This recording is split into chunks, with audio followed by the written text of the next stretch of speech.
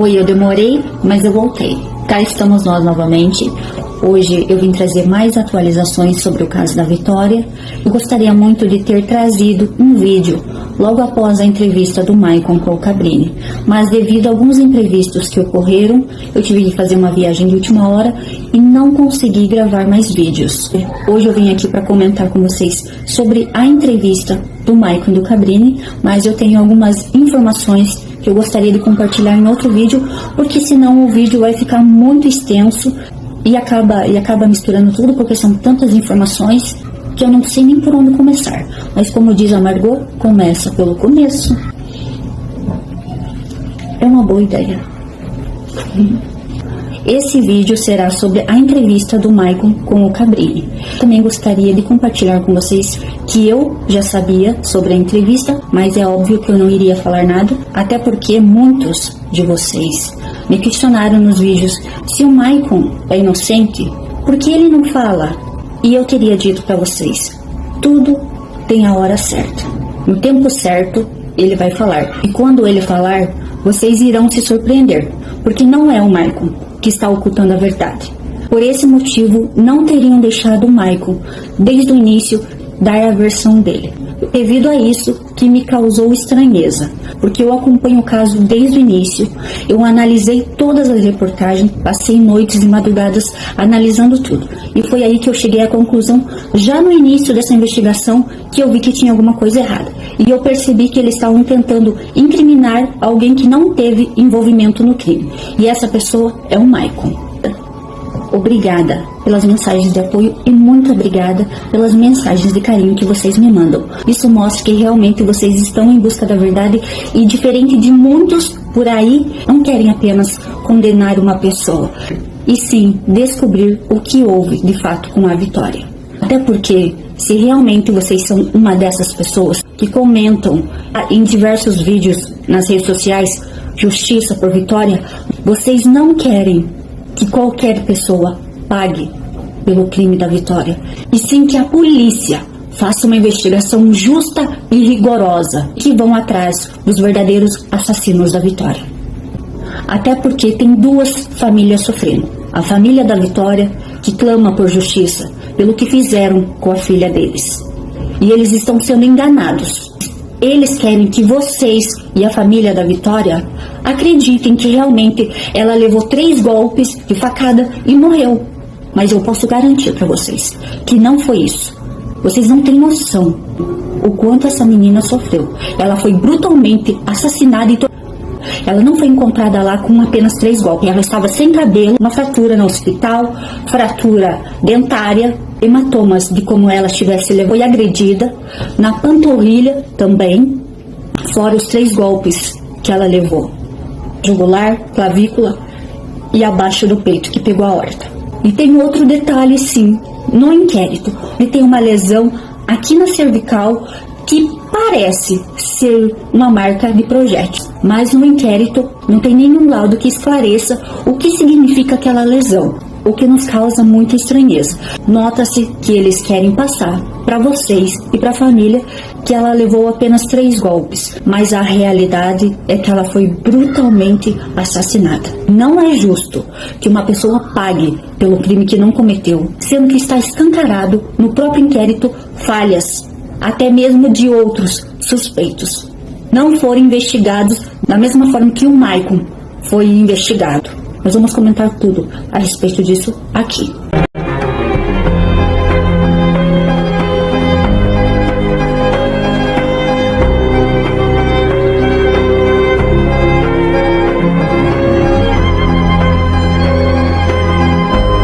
E antes de iniciarmos, eu quero deixar uma coisa bem clara, que existem 3 motivos para eu estar aqui.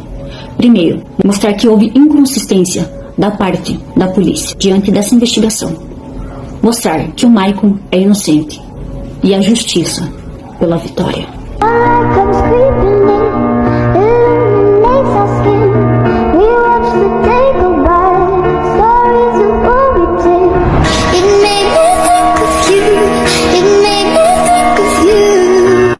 A seguir, eu vou colocar o áudio que eu pude apurar no início das investigações, da primeira e a única entrevista que o Maicon pôde dar antes de ser preso para o Gotino.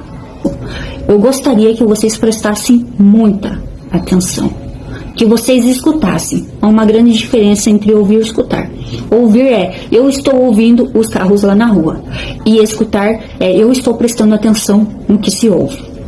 Assim vocês conseguirão compreender o que eu quero mostrar para vocês. Lá para perícia, né?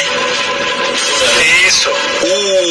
O seu amigo, ele tá lá na delegacia. Você tá sabendo? Na verdade, ele não é meu amigo, na verdade. Eu sou conhecido. E você teria emprestado o carro para ele, foi isso? Não, nem... Essa aí foi boatos que falaram. Na verdade, meu carro tava na minha casa, eu tenho provas disso. Tenho esposa, tava com a minha esposa. Na verdade, eu não estava com ela, tava com um colega, mas estava falando com ela. Tenho provas disso. Na verdade, eu levei meu carro pra perícia quando citaram meu nome lá. Eu nunca fui chamado na delegacia. Eu fui todas as vezes que eu fui na delegacia. Foi por livre e espontânea vontade. Já abri boletim de ocorrência porque postaram fotos do meu carro, postaram fotos da placa, entendeu? Eu tenho provas de onde eu tava. Tudo bonitinho. Já devolveram o seu carro ou ainda não? Já, meu carro tá comigo. Eu levei ele pra perícia porque, como pediram, eu tava até no trabalho no dia. O investigador perguntou se eu poderia levá-lo lá. Eu levei na mesma hora, falei pra ele que eu levaria, sim. Você passou com o carro ali aleatoriamente, não tinha nada a ver com a história? Não, eu nem passei com o carro. Meu carro não passou lá. Meu carro não estava lá. Não? Que é o negócio. Falaram, foi um boato que falaram, né, que tinha um carro sedã que passou lá. Falaram que era um Civic. Falaram Isso. Falaram que era um Corolla, aí depois passaram que era um Corolla. Aí o pessoal do bairro falaram, quem tem um carro Corolla é o Michael, mas não é só eu que tenho um carro Corolla no meu bairro, tem mais 3 pessoas que têm um carro Corolla, só que como citaram o meu nome, aí chegou até mim, citaram seu nome na delegacia, você não quer ir lá? Eu fui lá na mesma hora, fui eu, minha esposa, meu cunhado. Você nem passou pelo local, então você não é aquele carro que passa perto do ônibus? Não, eu nem fui pra aquele lugar, eu tava em casa, eu tinha acabado de chegar do serviço, meu colega meu encostou, foi na minha casa pra mim fazer uns reparos na moto dele, depois eu fiquei em casa, conversando com a minha esposa, eu nem passei naquele local, aquele carro que passa na filmagem, na minha opinião, eu até achei que era um carro branco, na verdade, meu carro ele é prata, e fora que meu carro não tem sulfilme nenhum, meu carro é totalmente transparente. Você permite eu falar sobre essa nossa conversa no ar, pra não te colocar ainda mais nessa confusão, mas falar que a gente conversou e vocês... Posso fazer isso, né? Sim, eu permito.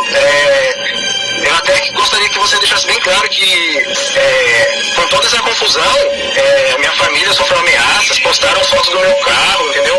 Eu achei totalmente errado, porque a todo momento que citaram meu nome, porque o investigador entrou em contato comigo pedindo pra mim lá, eu estive à disposição. Desde o primeiro dia que eu fui lá, eu sempre falei pro investigador, você quer fazer a perícia no meu carro? E nas duas primeiras vezes que eu fui lá, eles não quiseram. Eles falaram, não precisa. Depois de quase uns 4 dias, 5 dias que eles quiseram fazer a perícia. Então, pelo que eu entendi, você não conhece nem o outro. Não conheço. O que era amigo dela, que sem ser o namorado, que mora no meu bairro, eu conheço ele assim por vista mesmo, que ele mora perto da minha esposa. Conheço ele, mas não posso nem dizer que é amigo, é tipo conhecido. Foram mais de 5 dezenas de questionamentos. Glória Regina desaparece no caminho do trabalho para casa após desembarcar nesse ponto de ônibus. Seu corpo é encontrado no dia 6 de março. Você pode me relatar cuidadosamente o que você estava fazendo na data dos acontecimentos? No dia 26 eu estava em Campinas durante o dia, trabalhando. Por volta de 5h30 eu voltei para a cidade de Cajamar, onde eu residia. Teve um colega meu que eu faço alguns trabalhos de moto, iria na minha casa para fazer uns trabalhos na moto dele. Depois desse fato eu descansei, assisti um jogo de futebol. Depois desse momento, até então eu estava conversando com a minha namorada pelo celular. Depois disso ela se despediu de mim porque eu iria dormir, eu também fui dormir e acordei só no dia seguinte. Como vocês puderam observar, os relatos do Maicon, ele teria dito que naquele dia ele estava arrumando a moto do amigo dele. E aqui está a prova, que realmente ele teria mandado uma foto para a esposa dele. Vocês podem observarem aqui, quarta-feira, dia 26, 8h27 da noite. Aqui está a prova que o que ele relatou é verídico. E o Maicon também relata que ele saiu para comprar os grampos. Um outro amigo dele, que é o Daniel Vinícius, o qual também foi apontado como suspeito, teria confirmado isso. No dia em que Vitória sumiu, Maicon veio à casa do amigo buscar peças para a moto. Até o dia que ele veio buscar o grampo aqui, que foi o dia do desaparecimento dela, ele tava de boa. Ele pegou aqui onde a gente tá, eu entreguei dali pra ele pegou, virou e falou assim, quanto que deu? Eu falei o valor, foi R$7,70, baratinho. Aí ele falou assim, beleza, passa meu Pix, eu vou fazer. Vou deixar bem claro que o Daniel Vinícius também deu o depoimento dele, que ele conhece o Maicon há muito tempo, que jamais imaginaria que ele pudesse cometer esse crime. Ele também já foi investigado e não tem nada contra ele. Essa foi a versão do Maicon. Agora eu vou ler a versão que ele deu no depoimento dele na delegacia. Na terça-feira, que antecedeu o carnaval SKF, saindo pela manhã. Como o filho do seu padrasto tem uma serralheria no município de Campinas, onde iria auxiliá-lo com a demanda. Inclusive, pretendia retornar somente na quinta-feira. Todavia, teve agendado pela empresa um curso de especialização nesta data.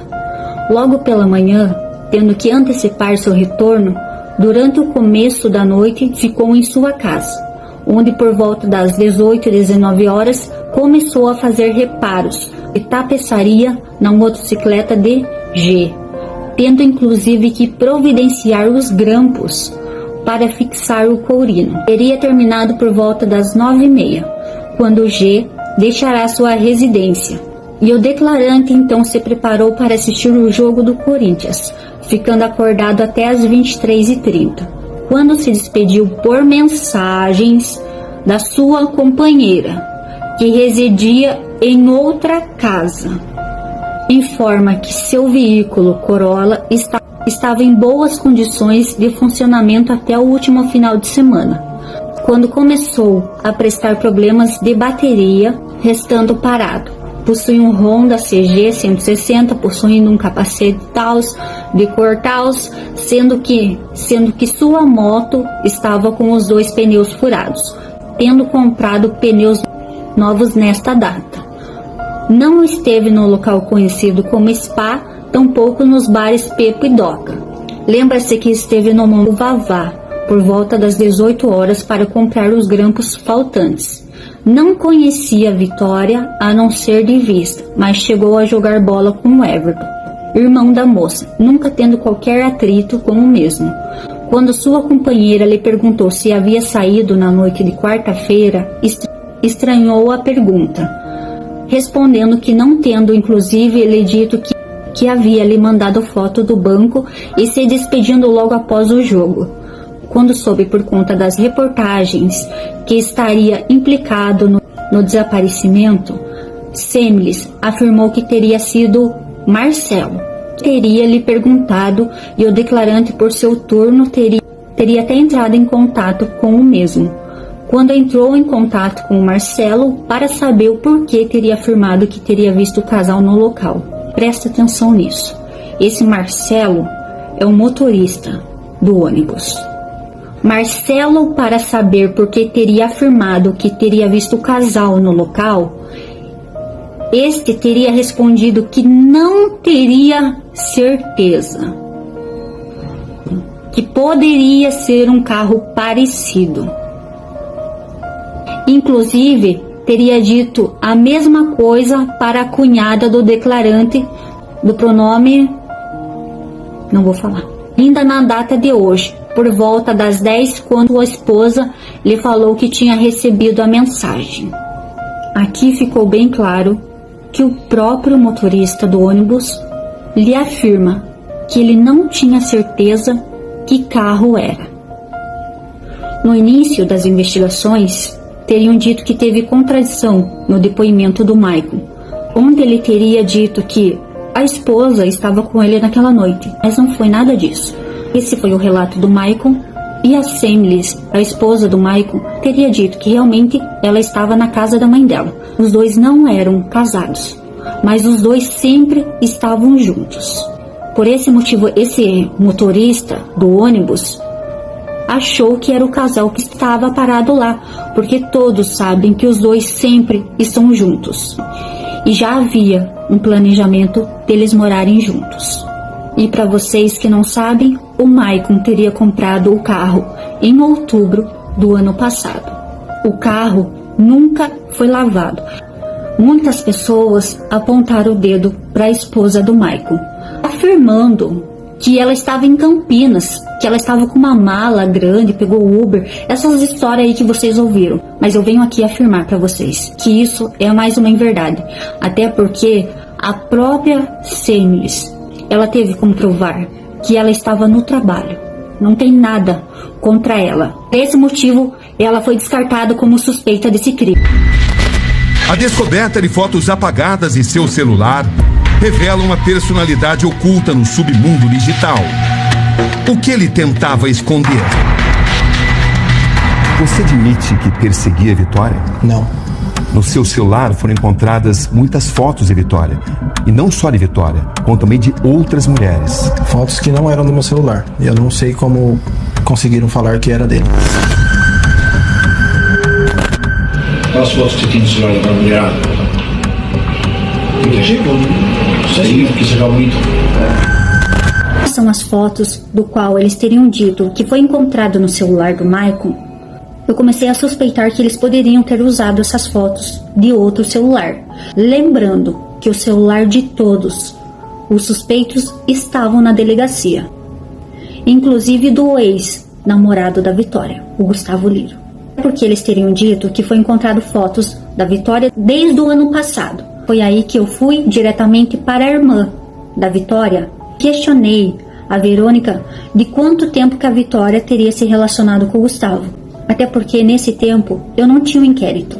Vitória teria se relacionado com ele desde o ano passado. Porque é normal encontrar fotos da namorada no celular da pessoa. Então aí só aumentou as minhas suspeitas. Eu tive acesso ao inquérito. Então eu passei a analisar tudo. Esse é o perfil do Gustavo Liro, o ex-namorado da Vitória, certo? Essa aqui é a foto que está no inquérito, onde eles alegam que esse print foi encontrado no celular do Maicon. Mas como vocês podem observar, a pessoa que tirou esse print segue a Gabi, amiga da Vitória. Observem bem. Essa é uma das fotos que eles teriam dito que o Maicon teria tirado o print porque ele era um stalker e ficava observando a Vitória. Entenderam? Ou seja, quem tirou esse print seguia a Gabi. Podem observar, isso daqui ó, tá do inquérito. Observem que é a mesma foto do inquérito. E olha quem curtiu essa foto. O Gustavo Liro. É improvável que ela postou, ele viu, tirou print e depois ele curtiu a foto dela. Em outro ângulo, para ficar bem claro para vocês, a mesma foto, Gabi e o Gustavo curtiram a foto da Vitória. A mesma foto que está no inquérito, onde eles alegam que foi o Maicon que teria tirado print porque ele perseguia a Vitória. Outra coisa que eu pude observar, não existe crime perfeito. Observe onde está o círculo vermelho. É a mesma foto. E essa pessoa segue o Pablo Marçal. Olha só o Pablo Marçal. E aí, pegou o código? E olha só quem segue o Pablo Marçal. Gustavo Liro. Foram encontradas fotos de mulheres com perfil parecido com o da Vitória no celular do Maicon. Eu fui dar uma investigada no Instagram do Gustavo Liro e, por coincidência, ele segue a maioria das mulheres com perfil parecido com o da Vitória, ou seja, cabelos longos e escuro. Inclusive, essa moça aqui, que é bem conhecida, Tainá Costa, ou como foi dito isso na mídia, ele foi lá e tirou a curtida. E encontrei uma curtida dele e uma outra foto da Tainá Costa. Algumas ele parou de seguir.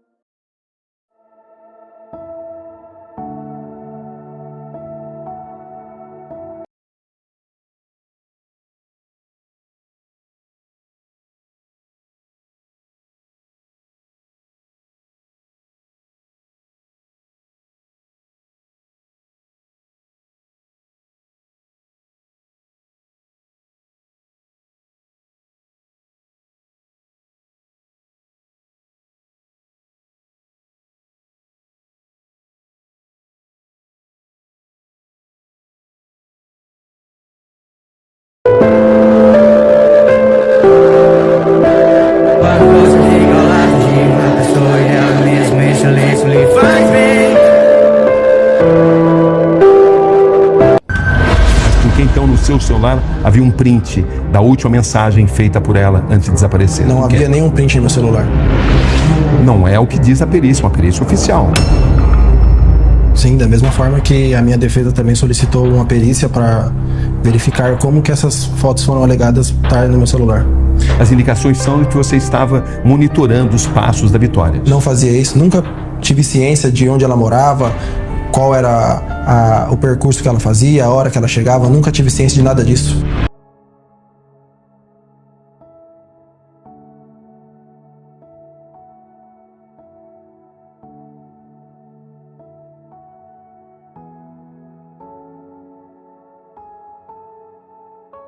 Agora eu vou mostrar para vocês o porquê que colocaram o Maicon nessa. Vou ler o depoimento do primeiro suspeito, que é o Matheus, do qual foi apontado como um possível informante, que estava dentro do ônibus junto da Vitória. Matheus relata que no dia 26 de fevereiro, que após o seu trabalho, ele foi para a tabacaria Freedom assistir o jogo do Corinthians, ficando por lá até as 23 horas. Que ele e mais 2 amigos estavam na mesma tabacaria, o R e o G.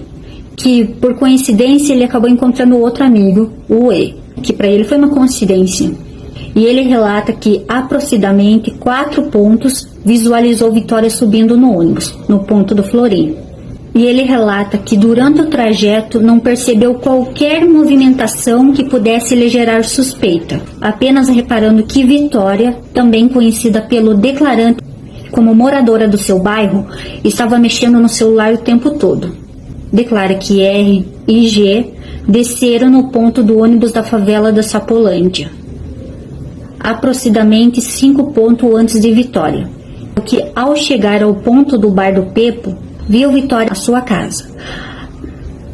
Agora preste muita atenção nisso. Muito escura por falta de iluminação. Informa ainda que não viu ninguém se aproximando de Vitória, mas que viu em um ponto antes de Vitória descer um veículo sedã da cor clara, estacionado e desligado, não conseguindo perceber se havia alguém dentro. Esse foi o relato do Matheus. Segundo os relatos do Matheus, eu criei uma imagem para ter uma noção mais ou menos do que ele teria relatado. Como vocês podem observar, o ônibus da linha 930 teria passado e ele teria se deparado com um carro sedã da cor clara estacionado e desligado exatamente nesse lugar. Como vocês podem ver, um lugar meio escuro, onde ele passa rapidamente dentro do ônibus, do qual ele teve apenas um reflexo.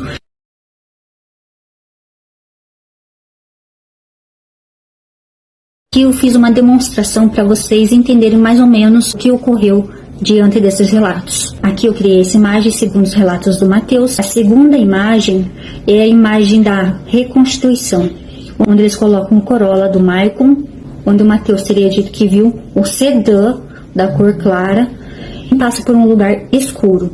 Rapidamente dentro do ônibus, não consegue ter absoluta certeza que carro seria ou de quem seria. Por esse motivo eles colocaram qualquer carro, prata.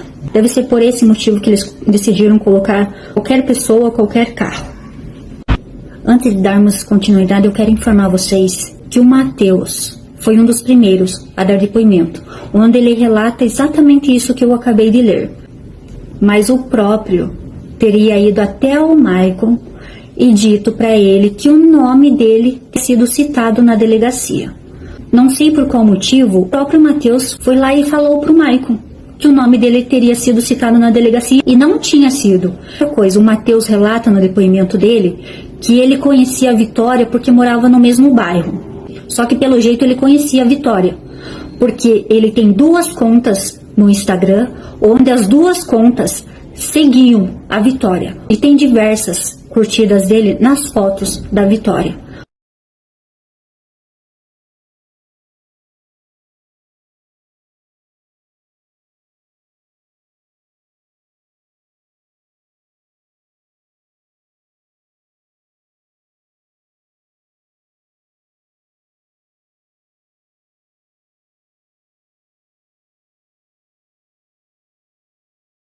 O Maicon não tem Instagram, ele não seguia a Vitória, Vitória não seguia ele. Todos esses suspeitos que tiveram nome mencionados na mídia seguiam a Vitória, menos o principal suspeito do crime, que é o Maicon. E lembrando também que o Matheus foi até o velório da Vitória, mas ele foi expulso de lá pelo Everton, o irmão da Vitória, onde o irmão da Vitória pede que ele se retire. Agora eu te pergunto, existem registros, fotos, vídeos ou testemunhas que comprovem que o carro do Maicon estava no local do crime no dia dos fatos? Acredito que não. Aí o policial pergunta o seguinte: você viu o ônibus passar? Você sabia que ela estava dentro? Aí você responde: não, eu não tinha certeza. Eu só vi o ônibus passar. Eu sabia que era o último. São detalhes muito grandes, né? Psicologicamente ele estava abalado.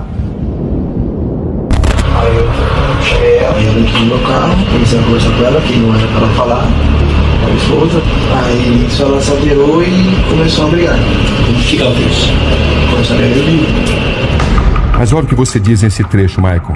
Ela entrou no seu carro, entrou, eu não puxei. Você fez questão de ressaltar, eu não puxei. Ela entrou espontaneamente. Ou seja, você fez questão nesse trecho de dizer que você não a puxou, que ela entrou espontaneamente. Se eles falaram que eu conhecia, que eu tinha um relacionamento, qual sentido faria eu dizer que eu teria puxado? É óbvio que a Vitória não entrou no carro do Maicon, nenhum contato com ele. O próprio pai da Vitória afirma isso. A amiga da Vitória, a família da Vitória, o Maicon, a mãe do Maicon, muitas pessoas afirmam que nunca viram o Maicon com a Vitória. A amiga dela também relata que nunca ouviu a Vitória falando do Maicon. Não, poder conhecer, ela podia até conhecer assim de vista, mas contato nunca teve.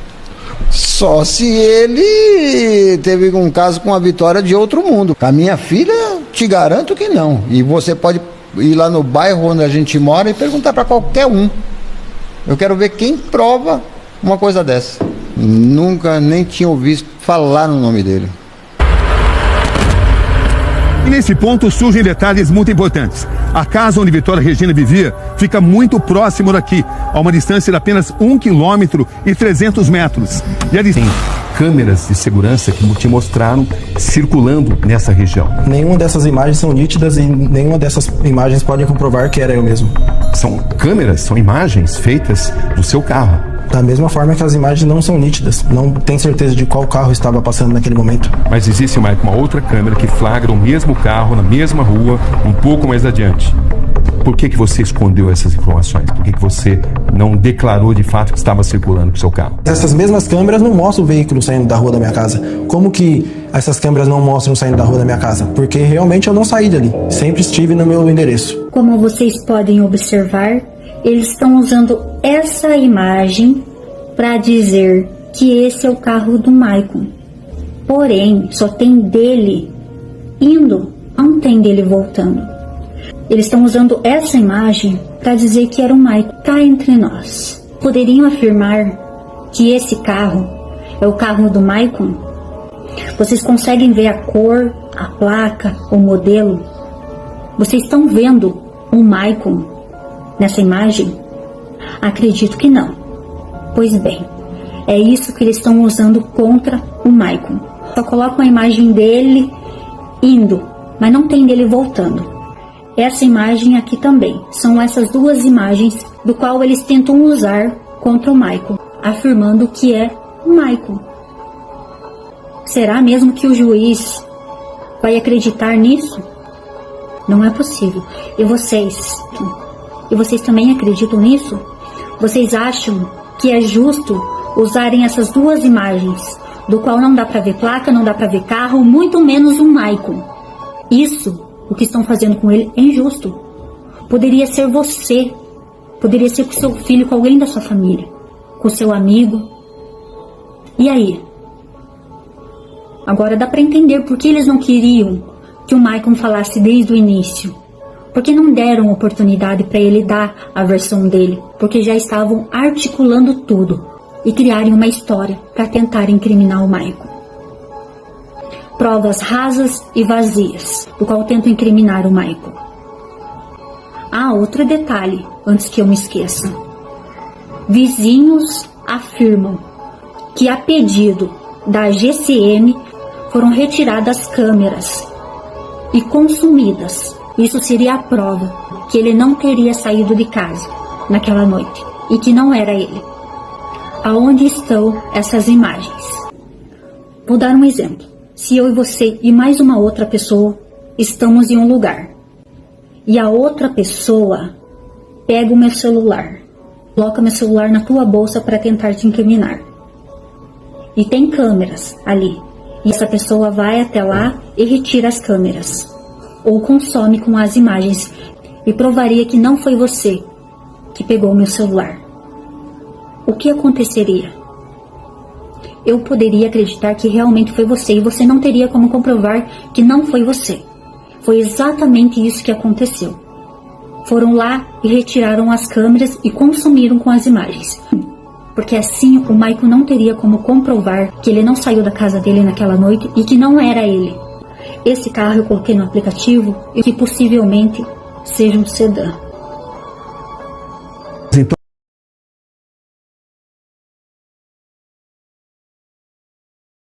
por que os vizinhos escrevem barulhos muito estranhos, discussões, entra e sai de carro na noite dos acontecimentos? Acho que não faz sentido uma movimentação anormal. Carro se movimentando, moto se movimentando. Por que eles falam em discussão, entra e sai de carro? Não sei. Entre e sai de carro eu não entendo também. Meu carro foi parado na frente da minha casa antes do fato e estava parado há mais de uma semana. Foram 2 vizinhos prestar depoimento contra o Maicon na delegacia. Agora eu vou ler o depoimento deles. Quero que vocês escutem com toda atenção. A D, que é ex-mulher do Daniel, relata que o bairro é relativamente tranquilo.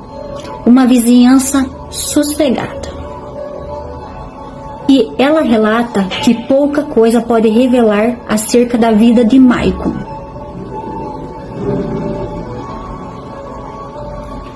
Ela relata que no dia 26 de fevereiro, pelo que se recorda, volta da meia-noite, horário que percebeu porque se levantou para lavar o rosto, em razão de uma crise de rinite.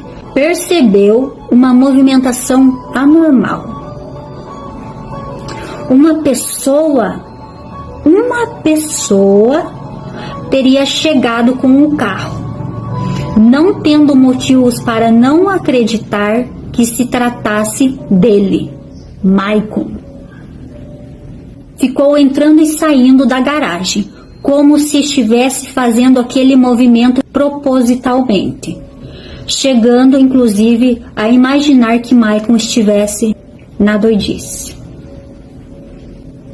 Podendo informar com certeza de que os amigos de Maicon sempre ficam por ali. No começo da noite viu Maicon falar com seus amigos de que o carro teria ficado bom, imaginando que ele tivesse consertado o veículo ali. Acordou observando o carro na garagem, moto de Maicon para fora. Que naquele dia chegou a ver pela internet uma moça que havia desaparecido. Lhe surgiu um pensamento vinculado o entra e sair do carro durante a noite. Que ela nunca viu Vitória na casa do Maicon.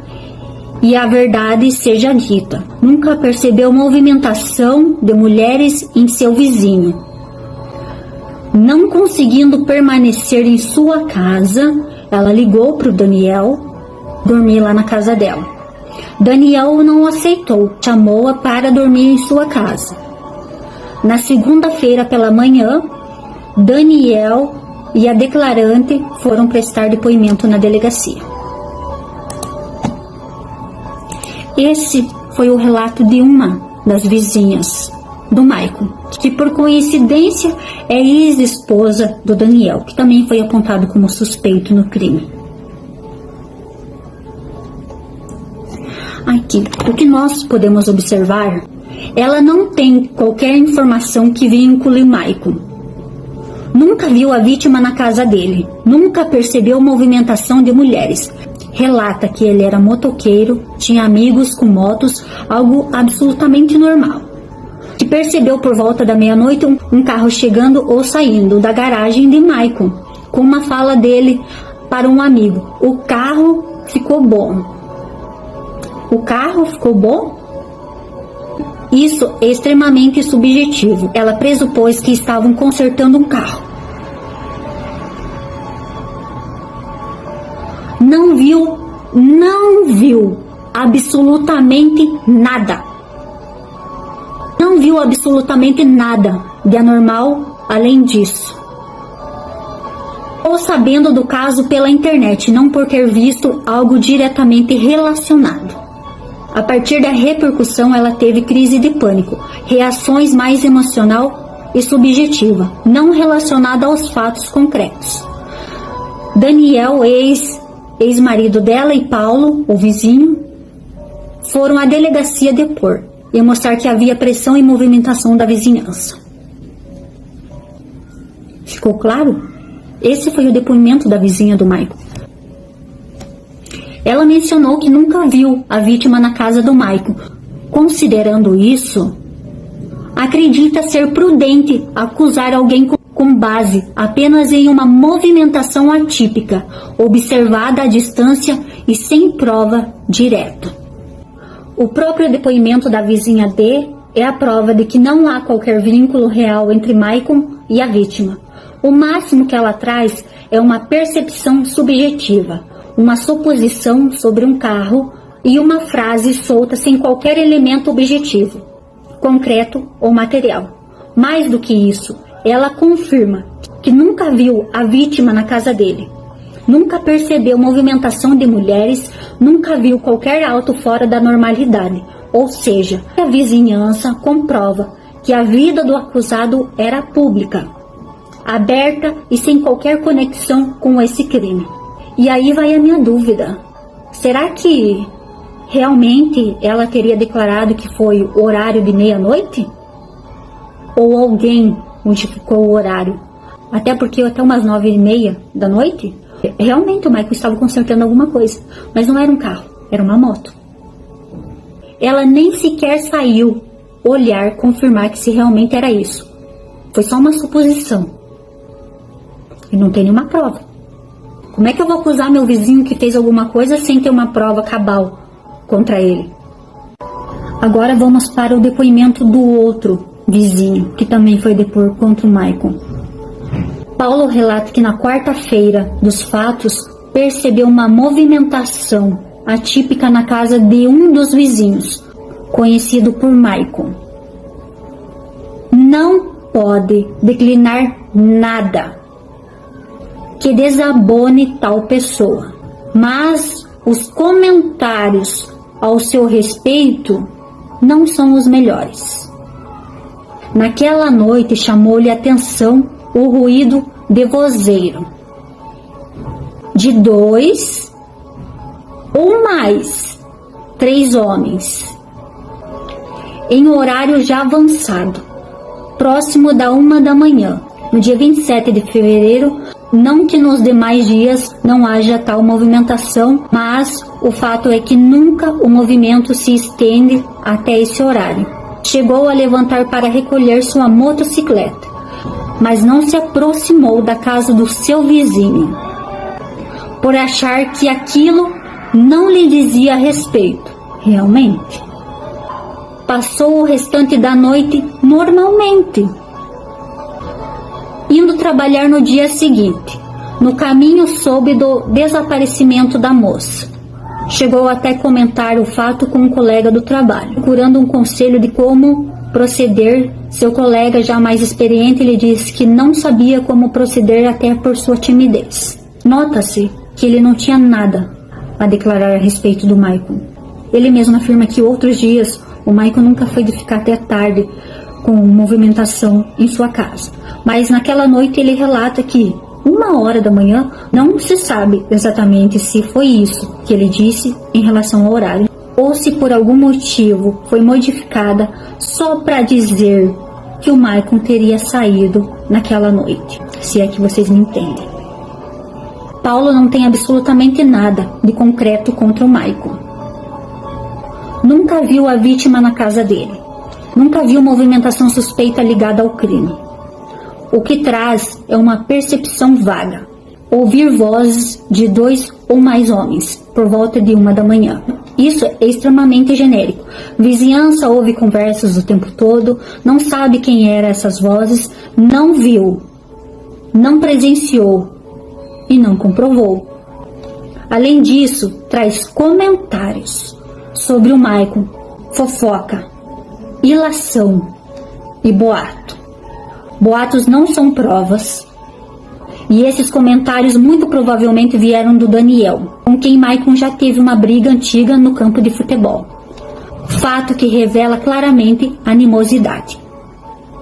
Será que ele entende que em um processo tão sério, boatos, fofocas, intrigas, antigas desavenças pessoais jamais podem ser consideradas elementos de provas? Ouvir barulho e presumir culpa é fácil. Eu quero ver provar. Para o nobre representante do Ministério Público, peço que olhe para os autos e me aponte onde está a ligação direta entre a movimentação ouvida por Paulo e o crime. Não existe. E ao promotor, sua tese se sustenta na suspeita, a nossa no fato. Ninguém viu o Maicon com a vítima. Ninguém viu a vítima na casa do Maicon. E ninguém viu ela entrar em seu carro. O Ministério Público está construindo um enredo, mas a Constituição exige provas e não narrativas. O que se vê aqui é mais uma narrativa de construção de provas. O que se vê aqui é mais um capítulo da fabricação de uma acusação. O depoimento do vizinho Paulo não traz um fato, não traz uma prova, não traz um dado concreto. Traz fofoca, traz ruído, traz o eco de uma vizinhança que, motivada por intrigas, brigas passadas e más impressões, tenta transformar vozes em suposições, em prova do crime. E a justiça não se faz com boatos. A justiça se faz com fato, com a verdade e com provas.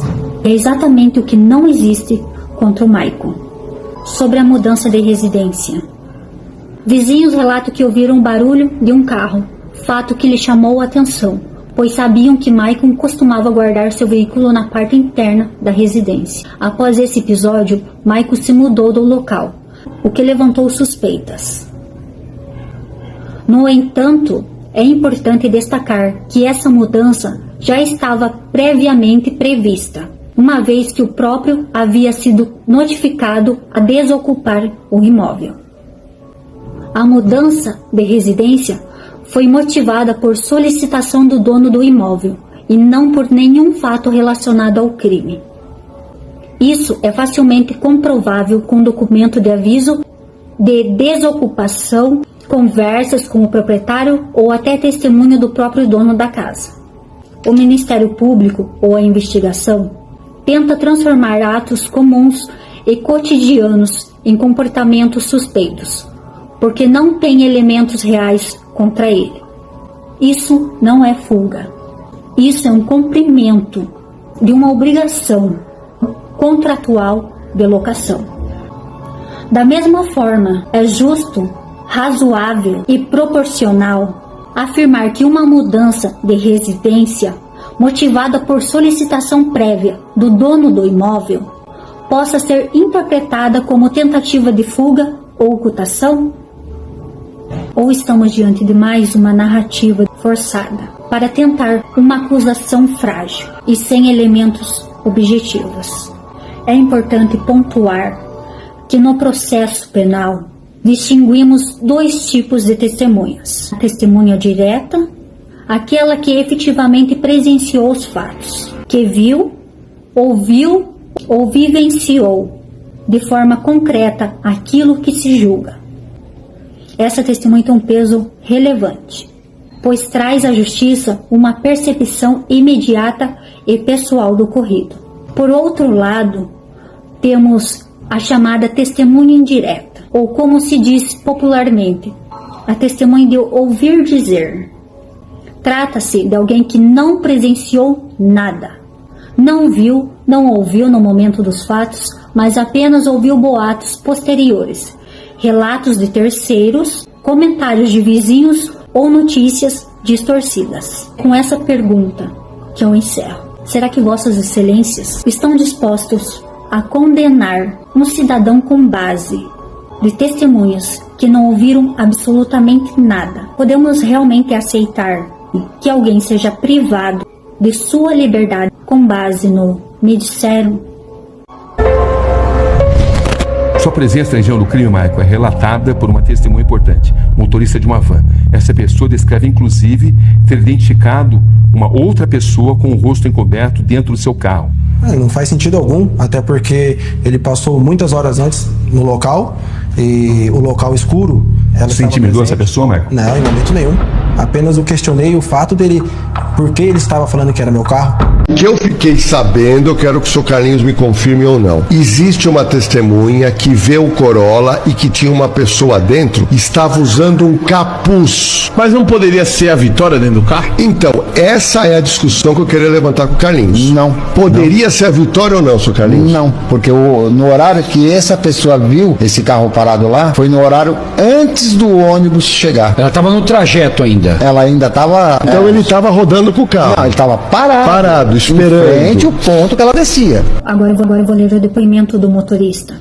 Marcelo, no dia 26 de fevereiro, que por volta das 23h30 do dia 26, deixou o último aluno, Taos, que passou pelos bares, como o Bar do Doca e Bar do Pepo. O veículo Corolla prata, pertencente ao conhecido Maicon, conhecido através da namorada dele, Semilis, conseguiu verificar no interior do veículo que havia um indivíduo que não pode reconhecer como Maicon, dada a escuridão do local e o próprio contorno da pessoa, que parecia usar um capuz ou um cabelo armado, de contornos mais afro, embora não fosse comum a presença de Maicon, que no dia 27 de fevereiro enviou uma mensagem para Semilis fazendo arte. E depois ele diz que Semilis retornou a mensagem informando que o Maicon teria afirmado que não era ele e lhe perguntando se tinha certeza de que se tratava do carro do seu namorado. E se havia visto a placa do veículo, respondeu-lhe também por mensagens que não havia visto a placa. Ou seja, ele foi bem claro que ele não tinha certeza que era o Maicon, que estava muito escuro e que ele viu alguém com capuz ou com o cabelo armado. Ou seja, ele não tem certeza de nada. Ele passou rapidamente dentro do ônibus e após ele faz essas declarações. O próprio Marcelo admite que não conseguiu reconhecer quem estava no carro. Diz que poderia ser uma pessoa de capuz ou cabelo armado, ou seja, ele mesmo não sabe. Não viu a placa do veículo, achou que era o Maicon apenas por ser um carro parecido e por saber que Maicon namorava Semilis. Isso é suposição, não é fato. Tanto é suposição que no outro dia mandou mensagem para Semilis, fazendo arte sobre ela estar no carro com Maicon. E Semilis negou na hora, disse que ia falar com Maicon e o próprio Maicon confirmou que não era ele. Um fato grave. Se realmente fosse Maicon, haveria facilidade de confirmar tanto com Semilis quanto com ele próprio ou por imagens. Mas não há placa, não há filmagem, não há confirmação do rosto. É só uma suposição, reforçada pelo famoso parecia ser. Ficou claro para vocês o depoimento desses 3 indivíduos? Nada prova que realmente era o Maicon, ou que ele tem um envolvimento no crime. E todos eles, eu acho, não tenho certeza, pode ser. Não há uma prova cabal. São só suposições. E aí? E vocês vão continuar acreditando nessa palhaçada? Não é possível que o juiz também vai acreditar numa porcaria dessa. Será que ele entende que em um processo criminal, percepção subjetiva, sem placa, sem confirmação facial, sem prova objetiva, não pode ser tratado como prova, e sim como suposição? O que se tem aqui é mais uma suposição. O próprio depoente Marcelo admite que não conseguiu reconhecer quem estava no carro. Não viu placa e que a escuridão impossibilitou qualquer certeza. Mais do que isso, a própria companheira de Maicon, ao ser questionada, confirmou na hora que não era ele. E Maicon também. E o que se tenta transformar em prova, na verdade, não passa de uma percepção contaminada, rasa e sem qualquer fundamento, que não se sustenta nem como indício, quanto mais como prova. Porque hoje, o que se julga aqui é se uma fala de corredor pode valer mais do que a verdade dos olhos.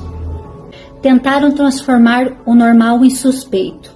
Tentaram dizer que guardar um carro de sua casa é esconder. Tentaram dizer que uma mudança de residência, feita porque o próprio dono da casa pediu, é fuga. Quando uma investigação precisa distorcer atos cotidianos comuns e transformar o trivial em prova, é porque não tem prova. E quando não há prova, senhores, não pode haver condenação. Michael também procura por um outro vizinho após descobrir que a placa de seu carro foi fotografada. Por que você tirou foto do meu carro? Porque a polícia pediu. Trata-se de Daniel Lucas Pereira. Por que ele faria isso? Supostamente ele dizendo que foi a pedido da polícia. Mas também pode ter sido tentando esconder o que realmente aconteceu, até porque ele era um dos investigados. De pronto, no mesmo dia, durante até a noite, eu me apresentei na delegacia, coloquei meu carro à disponibilidade da polícia para fazer perícia, se quisessem. Agora vamos para o depoimento do Daniel. Ele relata que desde que Vitória começou a namorar com o Gustavo Liro, Vitória o bloqueou em todos os meios de contato. Que visualizou Vitória nos 3 pilares e perguntou se esta queria carona. Vitória teria dito que estava esperando sua irmã Vanessa. Visualizou uma publicação da irmã da Vitória, a notícia do seu desaparecimento, que buscando ajudar a família e a própria polícia, fotografou o carro do Maicon. Sendo que este, após tomar conhecimento de que o declarante tinha realizado tal fotografia, foi questioná-lo sobre o porquê tinha feito isso. O declarante informa que sua ex-mulher disse a ele que Maicon, vizinho dela, voltou por volta de 1h no dia 27 de fevereiro, com o carro fazendo um grande barulho, que acredita que seu nome foi vinculado como suspeito em razão de Maicon ter uma rixa com ele, tendo em vista que já bateu em Maicon. Ué? Mas ela não falou que era meia-noite? Agora já é 1h? Para vocês verem que os boatos em relação ao Maicon foi devido a essa rixa que tinha entre Maicon e Daniel. Já teriam uma briga em um campo de futebol, mas o Daniel mesmo teria relatado que ele bateu no Maicon. Para a sociedade, entre Maicon e Daniel, qual dos dois seria apontado como perigoso? O branquinho ou o moreno? É bem provável que seja o Maicon, até mesmo pela cor da sua pele. Muitas pessoas julgam pela aparência. Aqui. Daniel tinha uma rixa anterior com Maicon, fato que ele próprio admite. Fotografou o carro do Maicon a pedido da polícia, demonstrando que participou ativamente da construção de elementos contra o Maicon, fora dos protocolos oficiais. Quando Maicon o questiona, Daniel não sabe justificar claramente. Alegou que sua ex-companheira ouviu movimentação de carro. Claramente uma tentativa de usar o relato da ex para reforçar uma narrativa indireta contra o Maicon. Por que Vitória bloqueou Daniel? O que ela queria evitar para se proteger? O que se ouve aqui é o relato de alguém que, embora tenha colaborado com as investigações, declarou publicamente que não sabe se Maicon é culpado ou inocente, e que foi orientado por sua própria mãe a jamais acusar alguém injustamente. Esse trecho é revelador, porque não se trata de uma afirmação convicta, mas de alguém que se viu pressionado a tomar partido. mesmo sem ter presenciado absolutamente nada. É importante que se separem opiniões de provas, conjecturas de fatos, colaborações de acusações. O processo penal exige cautela e não convicções baseadas em impressões ou antigas desavenças. O que está em jogo aqui é a liberdade de um homem, e ela não pode ser sacrificada em nome de incertezas alheias. Isso é mentira. Você acha que o delegado disse isso por quê, então? Não sei, porque assim, eu acho assim, tô tentando acusar alguém, mas só que quer acusar um inocente. Você foi ouvido pela polícia. O que te perguntaram no teu depoimento? Cara, perguntaram se eu conhecia o Maico, se eu conhecia, mas é tipo assim, o Maico é de vista. Eu e o Maico, a gente nunca foi amigo. De tanto que eu já briguei com o Maico já de fisicamente, porrada mesmo, na quadra. Então, tipo assim, ele veio aqui, quando ele descobriu que eu era o autor da foto, aí ele veio aqui na minha casa. E veio na minha casa e perguntou pra mim, por que você tirou foto do meu carro? Eu tirei foto porque eu estou ajudando a família.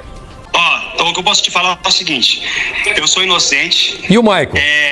O Maico, eu não sei se o Maico é culpado, eu não sei porque, é o seguinte, minha mãe me ensinou a não culpar um inocente. Porque como que eu vou culpar alguém? Como que eu vou culpar alguém que eu não sei? Isso que queria que eu falasse, pra culpar um inocente. Eu não sei se o Marco é inocente ou eu é culpado, eu não sei disso. Dentro desse carro foi encontrado material genético seu e da Vitória. Como é que você explica isso?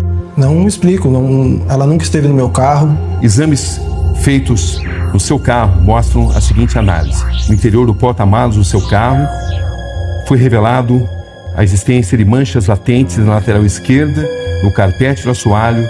É que você explica isso.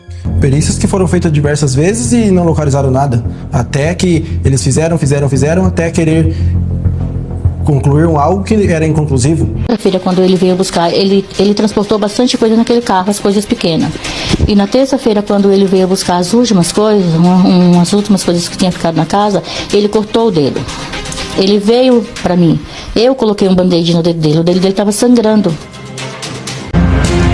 Continua aqui a análise. A partir dos tecidos recortados do banco dianteiro direito foi emitido o perfil característico de mistura, na qual observam-se alelos coincidentes aos de um perfil genético de Maico Antônio Salles dos Santos e da vítima, Vitória Regina de Souza.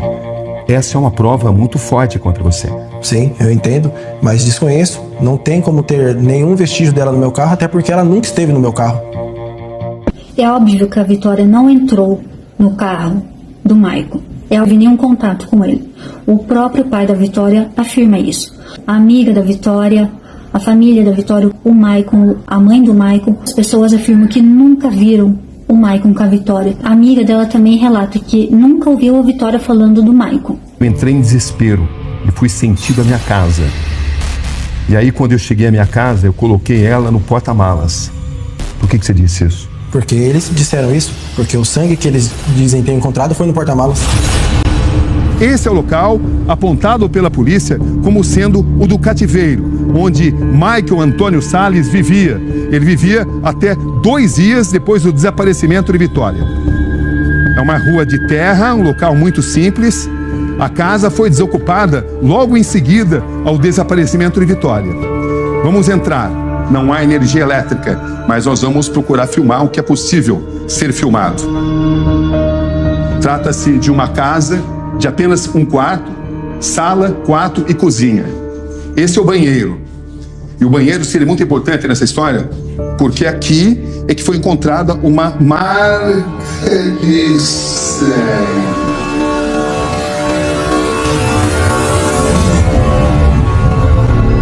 Até que ponto a história de fato aconteceu aqui? A investigação acredita que sim. Por que você se preocupou em sair rapidamente de onde você morava? Na verdade, eu já estava de mudança há mais de um mês. Que até então eu morava sozinho, estava de mudança para morar com a minha esposa. Aqui está a prova. Esse senhor é o dono da residência onde o Maicon residia. Como vocês podem observarem, essa conversa foi no dia 8 de dezembro de 2024, ou seja, ano passado. Foi quando ele teria pedido a casa. Então, Neide, tô pedindo a casa do Maico e vou pedir outra casa também, juntar 2 casas. Eu vou vir morar pra cá. Eu alugo a minha lá em Jundiaí. É o seguinte, eu preciso fazer dinheiro, né? Eu tenho minhas situações, eu preciso fazer dinheiro. Então eu tô pedindo a casa ali, a casa do Maico, e já pedi outra casa também. Então eu vou vir pra cá. O Maico fica uns 3 meses aí, que é o tempo que ele arranja outro lugar. É impossível que não tenha outra casa aqui, né? Não é só a minha casa que existe, né? Muito obrigado. Neide, boa noite, tudo bom com você, Neide? Então, Neide, você ficou de ver pra mim como é que tá a situação do Michael, né? Preciso assim que até março ele saia, e se ele sair antes, melhor ainda. Enfim, para fatos não há argumentos. Como vocês podem observar, ele pediu a casa e foi por esse motivo que o Maicon saiu. E eles não tinham nada para usar contra o Maicon, para colocar ele nesse crime. Mas eles usaram disso para afirmarem que o Maicon teria saído da residência após cometer o crime. E que lá foi o cativeiro onde a Vitória teria permanecido. Por que você se preocupou em limpar a sua casa cuidadosamente? Acho que qualquer pessoa que tem uma casa alugada e que vai se mudar, preza pela limpeza para entregar a casa em devidas condições para o dono. Você não estava tentando retirar vestígios? Não, até porque... Esconder vestígios? Não, até porque não tem como limpar vestígios de um crime de tal forma. Que pelo simples fato dele ter limpado a casa para entregar a casa limpa para o dono, que é coisa de gente civilizada, faz. Eles tentaram usar isso contra ele. Ele limpou a cena do crime. Para quem não sabe, não foi feita só uma perícia na casa do Maicon. Das 2 ou mais. A primeira vez que eles foram lá, eles encontraram uma pequena quantidade de volume de sangue no chão do banheiro.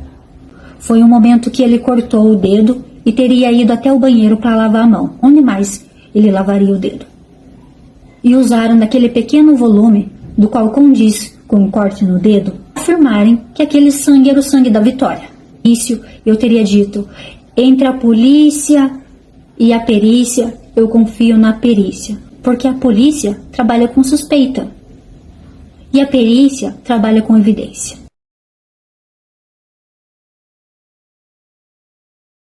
Eu enalteci a perícia, porque eu sou fascinada pela perícia e sei da competência que eles têm. Mas eu fui decepcionada por uma pessoa, por um senhor, que graças a Deus ele não é meu professor na faculdade. No batente da porta do banheiro foi encontrado sangue latente que o DNA revelou ser da Vitória. Não enxerga a olho nu. Então, um material absolutamente exíguo, que pela amplificação de DNA conseguiu-se chegar a um perfil. Agora, não necessariamente a gente consegue chegar que é sangue humano. Porque o médico legista do IML teria dito que a Vitória foi espancada antes de perder a vida. Nós concluímos o laudo como sendo realmente o corpo da Vitória, vítima de agressões físicas em vida, por conta do tipo de lesão que nós encontramos. Não houve espancamento, não houve nenhuma fratura. A única violência física empreendida contra ela foram as facadas. O laudo do Instituto Médico Legal aponta que Vitória foi morta com 3 facadas, no tórax, pescoço e rosto, e que a causa foi hemorragia traumática. Esse é o perito legista Júlio César Cury, que teve acesso ao laudo do IML e, a nosso pedido, analisou o documento. Ela tem uma fratura com perda dentária na região mandibular direita, que é o outro lado da facada.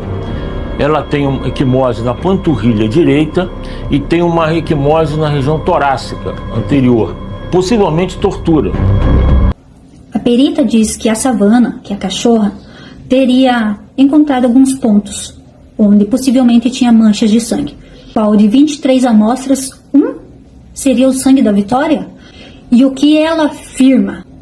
Que deu positivo para sangue humano.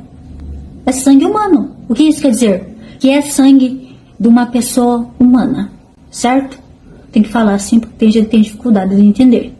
E eles usaram disso para dizer que é o sangue da Vitória.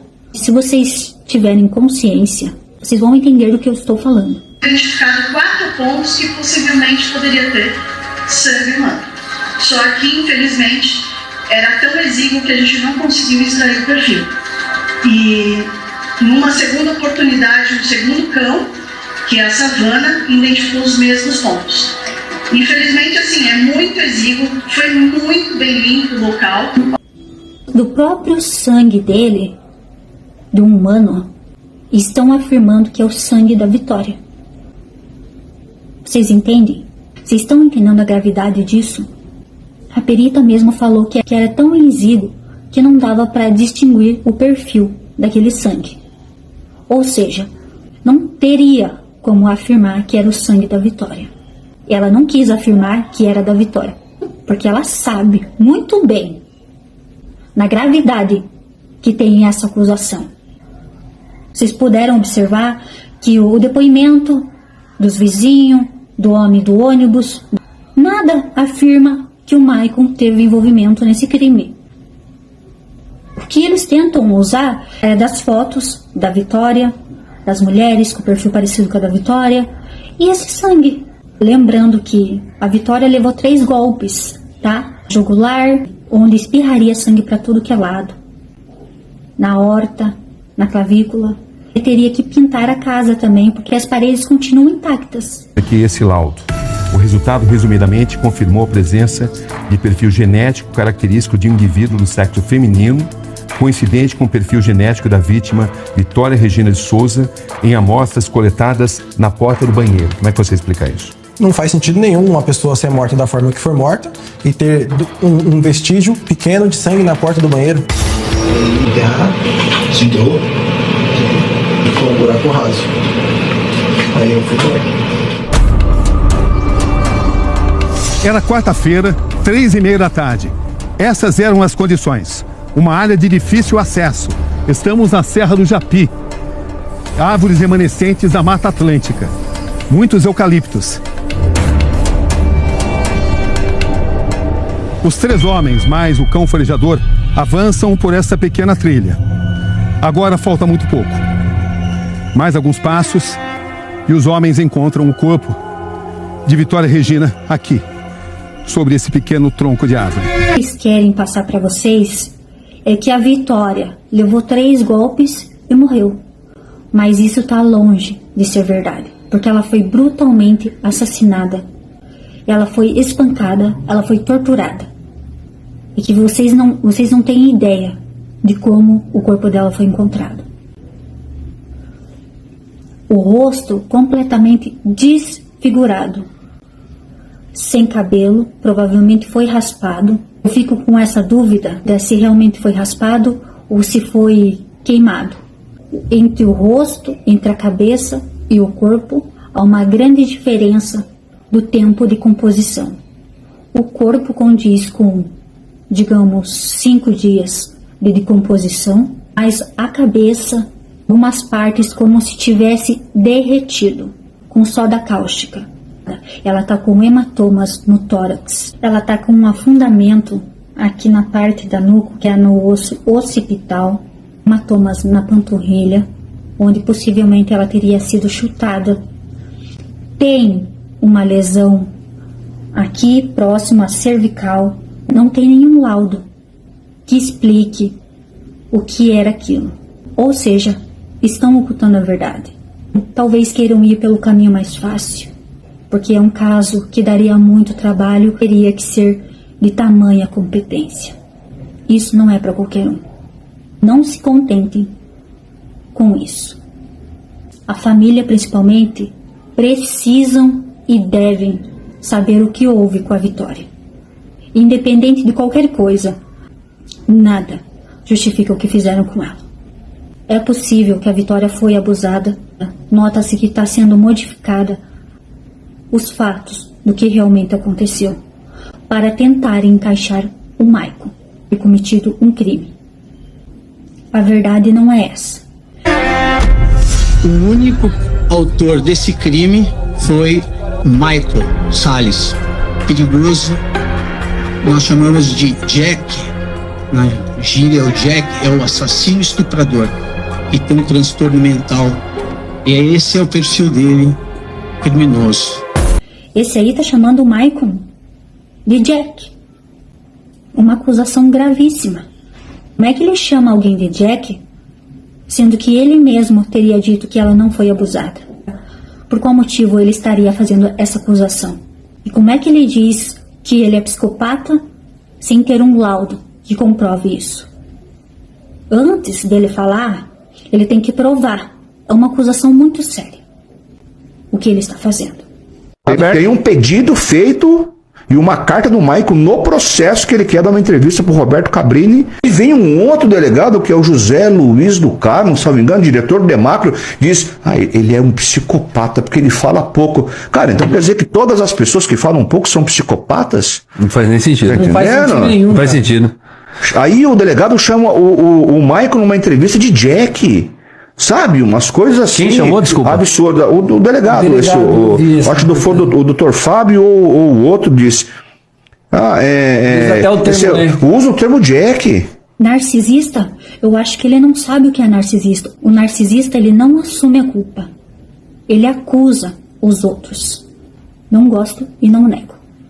Ele não tem entendimento do que ele está falando. É notório o teu despreparo. Eu vejo daqui, de longe, do outro lado, eu consigo ver o teu despreparo. Se coloque no seu lugar. Você é um psicopata? Estou diante de um psicopata? Não, está diante de um homem que trabalha, que honra a sua família, que só quer ter o progresso e viver a vida com a sua família. Como é que você recebeu ter sido descrito pelo delegado como um Jack?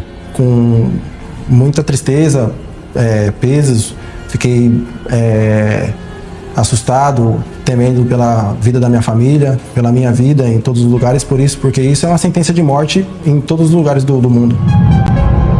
O laudo necroscópico, Maicon, indicou lesões, perfuro incisivas no tórax, com ruptura da aorta e pescoço causada por instrumento perfuro cortante, uma faca. Ou seja, essa é a descrição de um assassinato brutal. Você concorda com isso? Sim. Você admite ter assassinado friamente Vitória Regina? Não. Sou inocente de tudo isso, de todas as acusações. Sobre a confissão do Maicon. Uma confissão feita na madrugada, na ausência dos defensores do Maicon, que é o Dr. Arthur e Dr. Vitor, não estavam presentes nessa noite. Pelo contrário, antes dessa confissão acontecer, eles acionaram o pessoal da AOB, porque eles estavam sendo impedidos de ter acesso ao seu cliente. OAB, houve uma violação, nós somos impedidos de ver o Maicon, isso é um descalabro a todos os direitos de defesa constitucionalmente previstos. Eu acionei todos os órgãos da OAB capazes e eles viram, não houve confissão, nós somos impedidos. Foi exatamente na noite que a mãe do Maicon teria ido lá para levar uma peça de roupa, mas preferiram mentir que a mãe dele teria ido lá porque ele iria confessar o crime e gostaria de pedir perdão. Era só para manipular vocês, para que vocês continuassem acreditando que ele era um assassino. Fui lá pedir para ver ele, mas eles não me deixaram. Eles não deixaram ver o meu filho e é o que eu mais quero. Medo e incerteza. Eu acredito que o meu filho é inocente. Vocês acham o quê? Que na delegacia as pessoas são recebidas com flores? Eles não querem saber se você é inocente ou não, eles querem concluir o caso e pronto. Não são todos. Tem os bons, assim como em todas as profissões tem os bons e os maus. Eu tenho amigos policiais aqui em Curitiba. Tenho um amigo que é delegado também, tidos da inteligência da DEPOL. Eu sei exatamente como funciona. Por esse motivo eu digo, tem os bons e tem os maus. Eu sempre vou enaltecer os bons. E por que você forneceu tamanha riqueza de detalhes na sua confissão? A minha confissão foi baseada nos fatos que não só o delegado, mas como vários policiais e investigadores me induziram a confessar naquele momento. Muito obrigado. E sua família.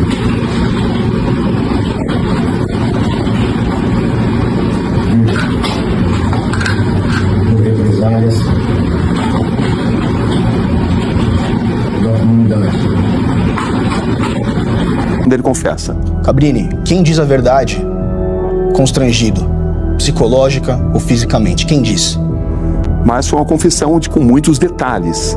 Ele criaria esses detalhes? A confissão não partiu dele, o interesse de confessar não partiu dele. Esse ato, esse interesse partiu da polícia. O vídeo do interrogatório está dividido em 17 partes, todas cortadas. Não temos acesso na integralidade da prova. Vocês querem saber uma tática infalível que eles usam para uma pessoa confessar ou assumir o BO? Primeiramente, vai um policial brabo, agressivo, mete pressão psicológica, bate na mesa, falando para você confessar, te ameaça, te põe medo, e você ainda fica em silêncio. Depois vem um policial bonzinho, que conversa, que diz: eu te entendo, vamos facilitar para isso ir rápido, eu vou ajudar você, tô aqui para te ajudar. Essa é uma tática infalível que eles usam para que a pessoa confesse o crime. E o delegado veio e desferiu diversas frases para mim, me ofendendo, dizendo que de qualquer forma me imputaria o crime. Uma confissão desenhada. Desenhada por quem? Cabrini, pela Polícia Civil. A sociedade clama por respostas, enquanto a Polícia Civil clama por holofotes. Você vai acompanhar agora outro documento inédito. Uma gravação entre Michael e seus advogados depois da confissão dele à polícia, onde ele revela em que condições fez o depoimento. Depois que a gente saiu, às 8h30, você não tinha interesse em falar com a polícia, não? Vocês pegaram a câmera se vocês puxaram a câmera que tem ali fora, eles foram lá, me chamaram, eu falei que não ia falar com eles, aí o policial falou assim: já que você não vai cooperar comigo, então você vai ficar no banheiro. Ele me colocou dentro do banheiro ali, sujo, podre ali. Eles me chamaram lá em cima, na sala lá em cima, falaram que era delegação que ia me de qualquer jeito ele ia me f***. Aí pegou, falou que ia colocar minha mãe, falou que ia colocar que minha mãe ficou a cena do crime, falou que ia colocar minha esposa, ia colocar minha família toda. Se eu não ajudasse, se eu não cooperasse, ele ia colocar minha família toda. E aí eu peguei e inventei uma história e falei que fui eu, pra eles me livrar, pra entregar minha família. Foi quando eles começaram a querer me oferecer benefícios. O secretário de segurança falou que a aposentadoria da minha mãe estaria garantida, que daria um vale aluguel para ela. Mas eu tô aqui, Michael. Se quiser parar de gravar. Michael Santos. Mapa,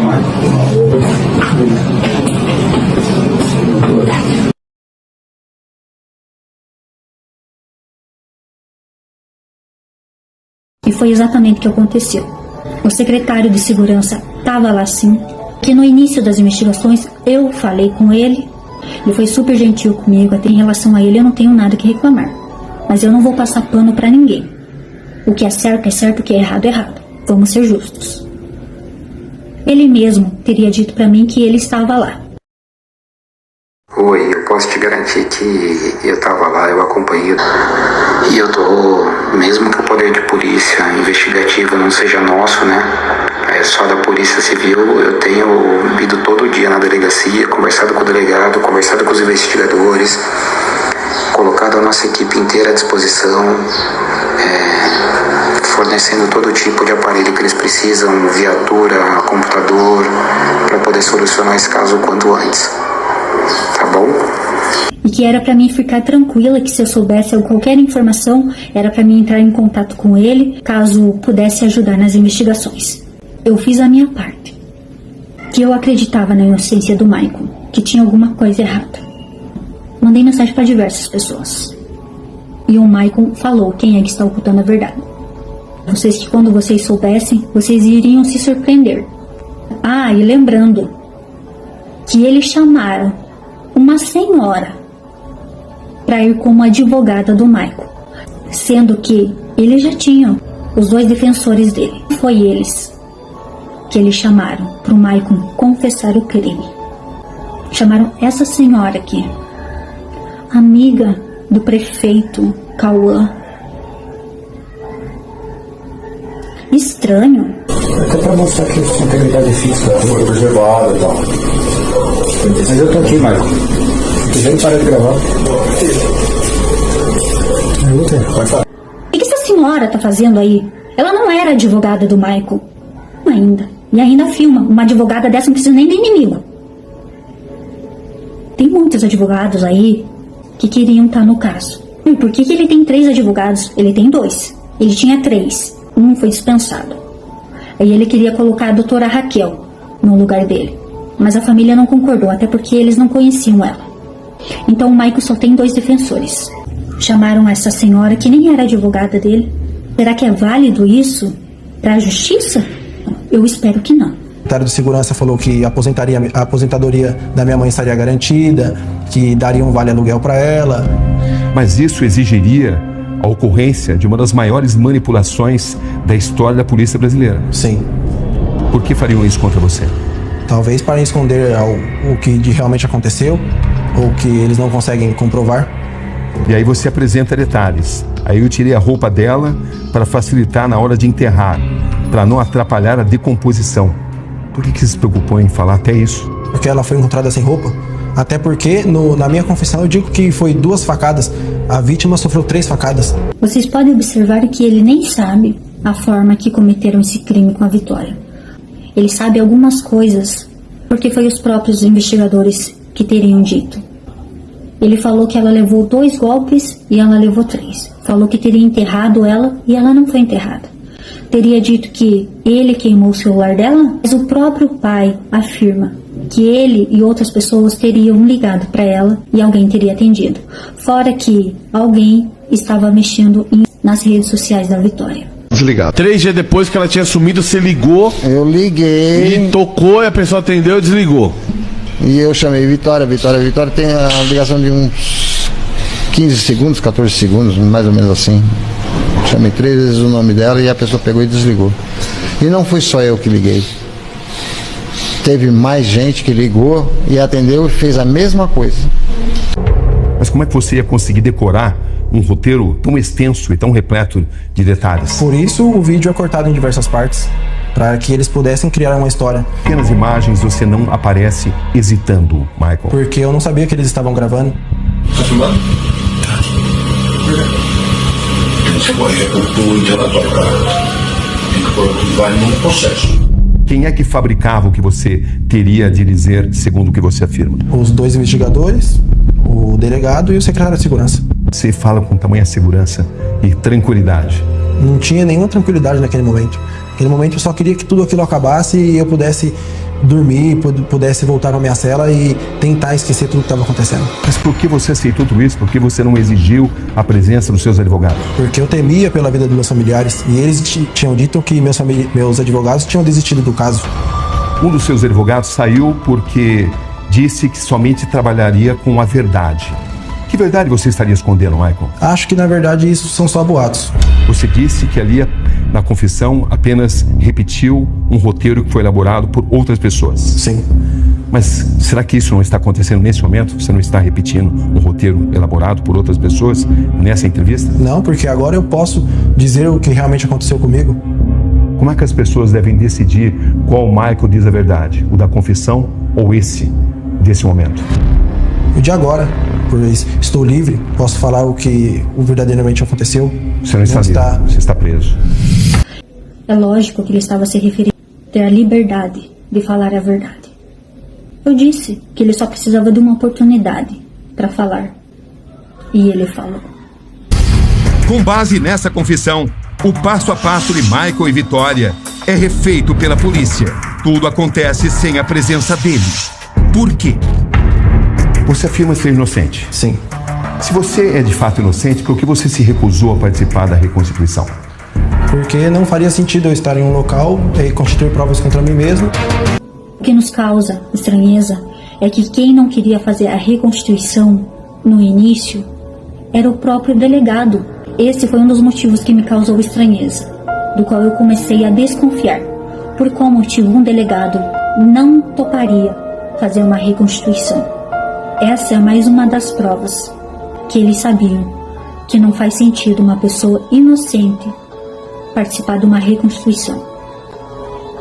Até porque não tem cabimento falar que ele cometeu o crime, sendo que ele não saberia dizer a forma que aconteceu o crime, e ficaria nítido a todos que esse crime não foi cometido somente por uma pessoa. Possivelmente, os indivíduos que cometeram o crime com a Vitória era alguém que estava com muita raiva dela, porque teriam mantido ela em um possível cativeiro durante 2 dias, onde ela foi torturada. Se Michael de fato arquitetou e executou o plano, ele agiu sozinho? Hoje já não é mais uma certeza. A Polícia Civil de São Paulo investiga a participação de uma terceira pessoa no crime.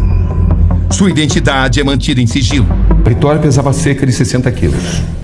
Como é que você seria capaz de transportar sozinho esse corpo? Não seria, até porque não fui eu que cometi o crime. Mas foi o que você diz na sua confissão. Porque eles queriam que eu dissesse isso, até porque eles não querem procurar o real culpado. Esse real culpado me livraria daqui. O único autor desse crime foi Michael Salles.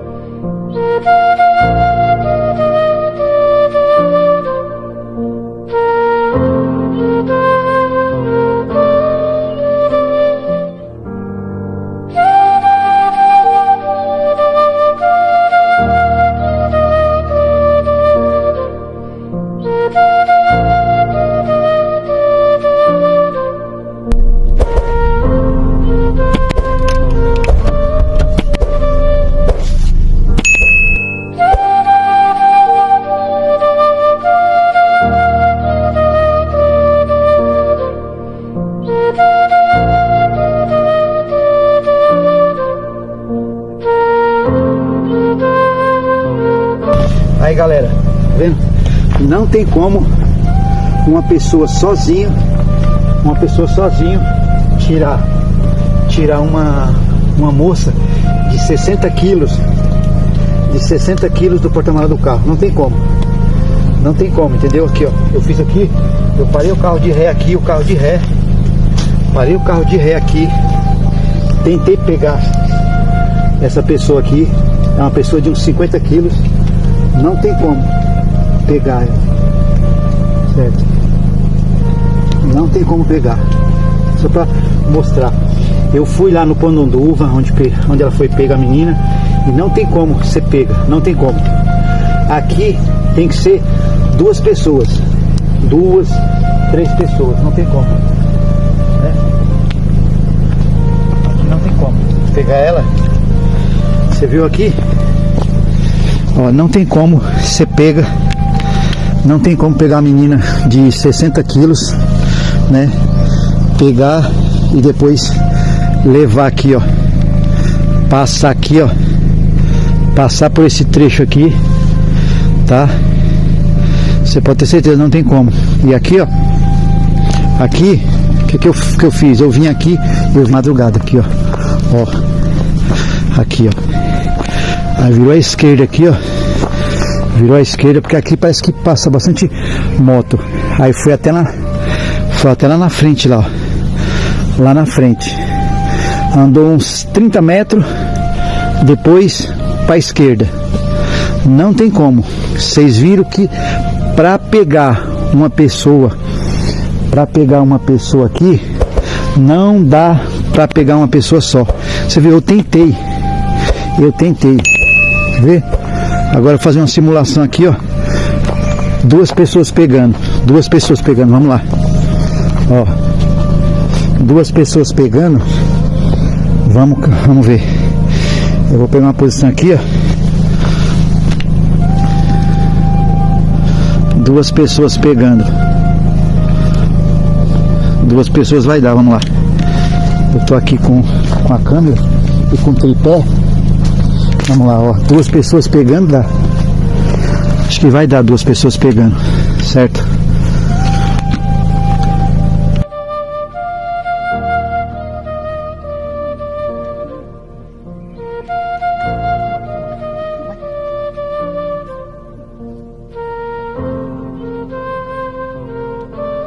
Ó, mais uma vez. Essa pessoa tem 50 quilos. 50 quilos. Uma menina de 1,60 m. 1,60 m. Ela tem 50 quilos. O que acontece? Não tem como sair daqui e levar. Vamos lá. Não tô falando. Agora, vou fazer o percurso aqui, ó. Vou fazer o percurso. Vamos lá fazer o percurso lá. Ó. Por aqui. Ó, por aqui. Ó, aqui. Ó, foi aqui. Aqui assim, ó. Aqui. Aqui assim, ó. Ó, uma pessoa de 60 quilos. Essa modelo aqui, a pessoa, a atriz tem 50 quilos. Ela tem 50 quilos, a atriz. Ó, tô vindo aqui, ó. No mesmo local. Ó, ainda existe. Para as pessoas não falar que eu tô mentindo, existe ainda aqui, ó, a faixa zebrada aqui, ó. Ó, a faixa zebrada, o mato cresceu um pouco, né? Ela foi jogada aqui atrás, aqui, ó, por trás. Aqui, ó, jogada aí atrás. Aqui, ó. O mesmo local que eu vim da primeira vez. Ó, mesmo local. Ó, aqui, ó, faixa zebrada, bem atrás ali, ó. Ó. E infelizmente aqui é lugar de desova aqui, ó. Lugar de desova, lugar de fazendo. Ó, ela ficou bem ali atrás, ó. Ó. Bem naquele tronco ali, ó. Ali. Tá? Eu tô vindo aqui só pra mostrar pra vocês que não tem como. Eu tô voltando aqui de novo. Não tem como a pessoa que tem 60 quilos, o outro tinha uma pessoa magra, eu não sei porque a polícia não veio aqui, a polícia fazer tipo uma reconstituição aqui, pegar um boneco de 60 quilos. O pai da Vitória falou, ó, aqui é cheio de caminhos. Eu vou falar uma coisa pra vocês. Ela não foi morta, não foi. Ó, aqui tá cheio de caminho, tá vendo aqui? Ó, cheio de estradas. É cheio de estrada. E o que acontece?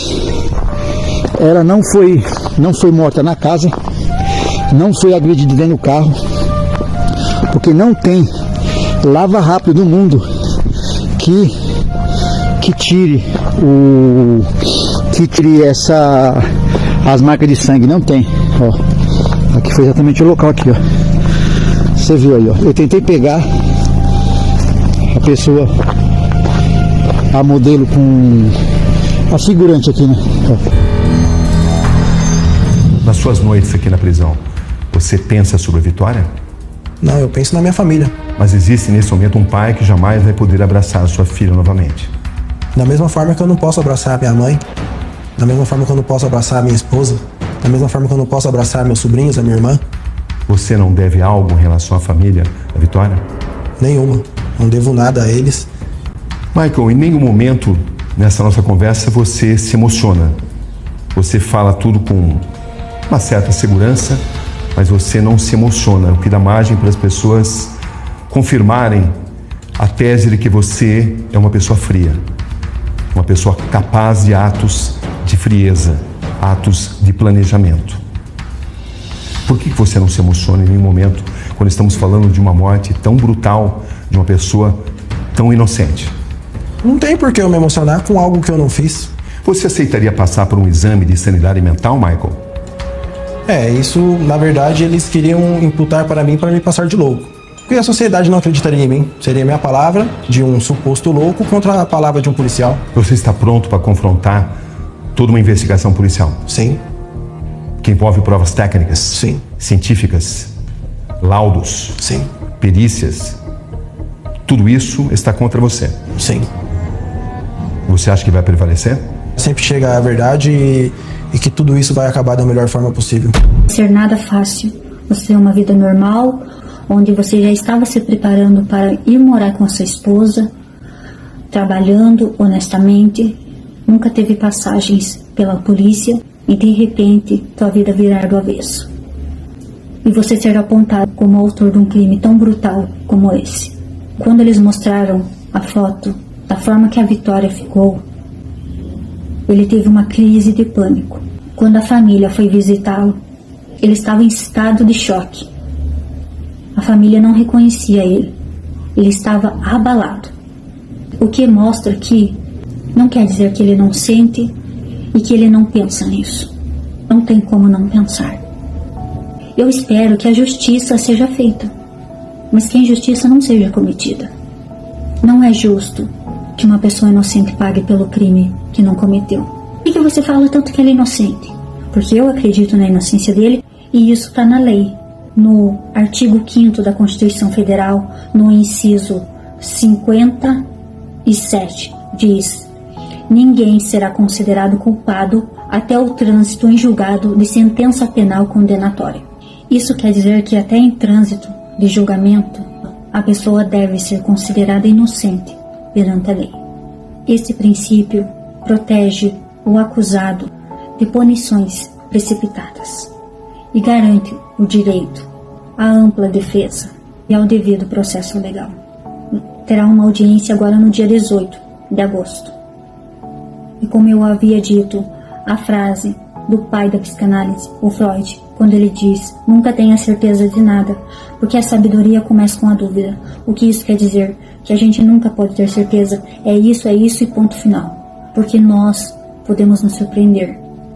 Nós nunca podemos dizer que temos certeza sobre aquilo. A vida é uma caixinha de surpresa. E muitos de vocês podem acabar se surpreendendo.